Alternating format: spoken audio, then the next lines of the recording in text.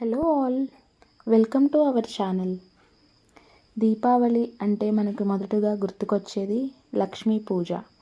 మనం ఈ వీడియోలో చూపించిన అలంకారం కేవలం అందానికి కాదు, అది మన జీవితంలో శుభం, సంతోషం, సమృద్ధి తీసుకురావడానికి ఒక సూచన.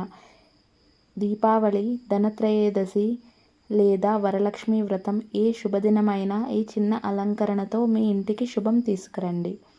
మనమందరం లక్ష్మీదేవిని సంపద కోసం పూజిస్తాం.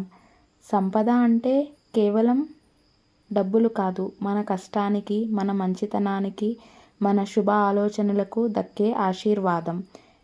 దీపావళి పండుగ మనకు చెబుతోంది, అంధకారాన్ని తొలగించడం అంటే కేవలం దీపం వెలిగించడం కాదు, మన మనసులోని చెడు ఆలోచనలను ఆరిపోనివ్వడం.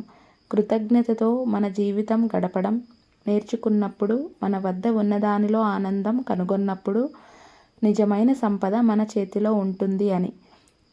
మీ అందరికీ దీపావళి శుభాకాంక్షలు.